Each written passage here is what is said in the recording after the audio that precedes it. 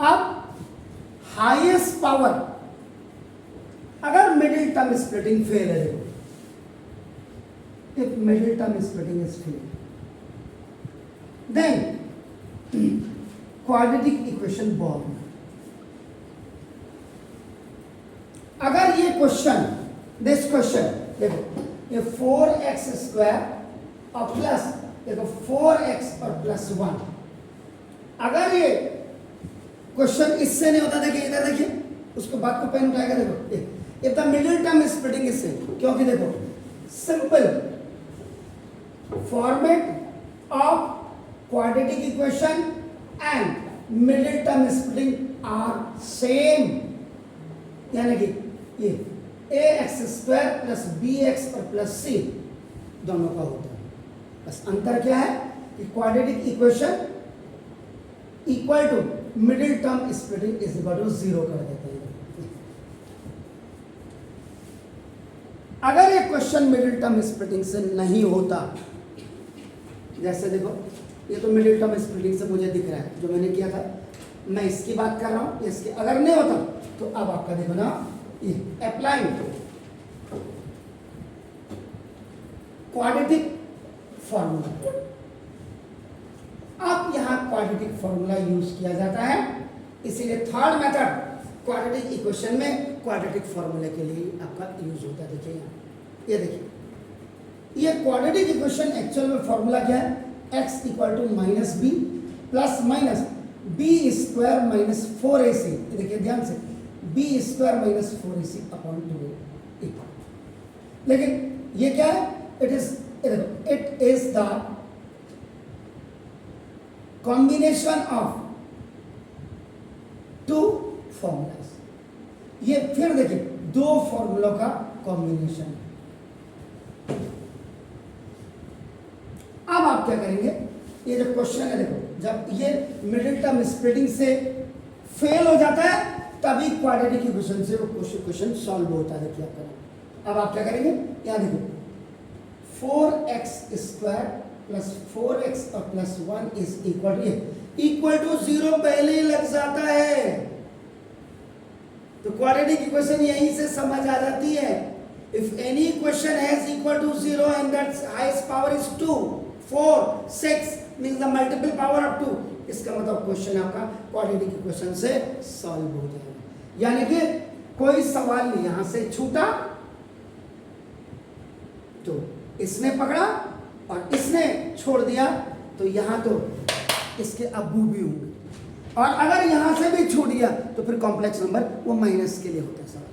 देखिए अब आपको कहते एस, देखिए compare with standard form of quadratic equation, इसके नीचे लिखना, देखो A X square plus B X और प्लस सी इक्वल टू 0, देखो इसलिए वह ध्यान से नहीं आएगा, देखो a is equal to 0, X square का compare, a is equal to देखो 4, सॉरी x को कंपेयर करेंगे तो b की वैल्यू देखो आपका 4 और c कांस्टेंट जिसके साथ कोई भी x नहीं है। अब आप क्या करते हैं, यहां क्या यूज करते हैं, d निकालते हैं। देखो आप यहां पे डिस्क्रिमिनेंट इसको कहते हैं d, और ये इस बी स्क्वायर माइनस 4ac, ये फॉर्मूला होता, और ये श्रीधराचार्य सर ने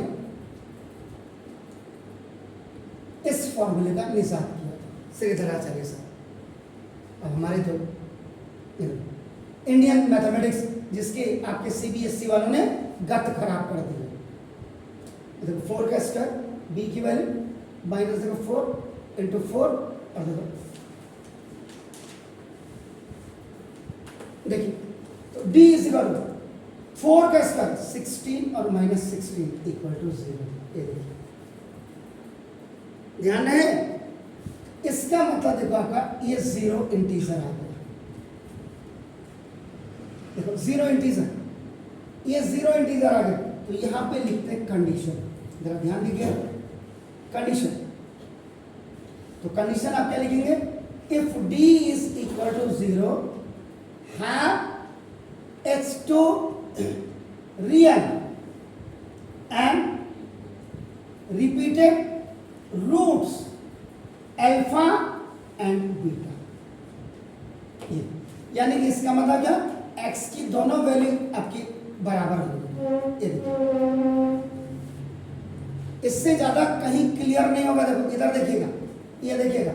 तो अब यहाँ पे देखो, यहाँ पे ये कंडीशन लिखनी है, जो आपके स्कूल वाले लिखा रहे हैं या नहीं लिखा रहे हैं भगवान जाने, ये तो आप जानेंगे ना। देखो अब यहाँ पे आते हैं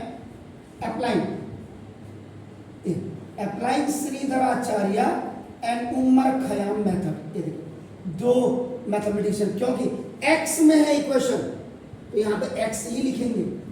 अगर ये इक्वेशन हो तो 4y² + 4y + 1 होती, तो यहाँ आपका लिखते हैं। आप पहले सबसे पहले तो यहाँ क्लियर करें, ay² + by + c।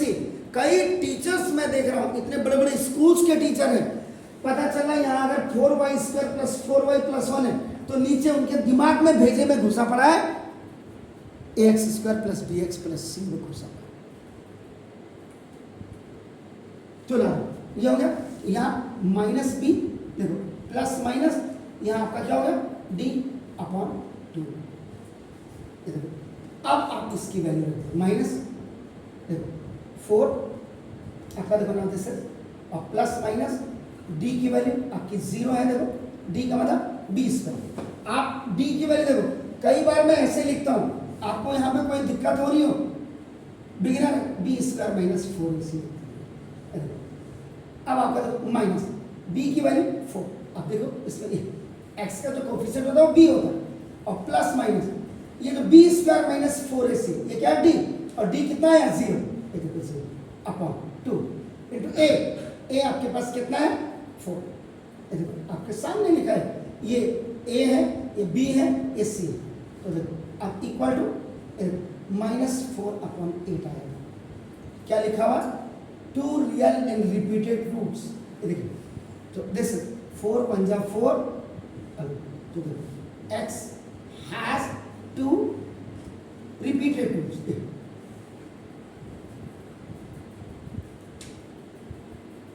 यानी कि अल्फा की वैल्यू भी -½ और बीटा की वैल्यू भी -½ ये मतलब हुआ, 2 रूट का मतलब ये हुआ। तो देखो x = -½ और -½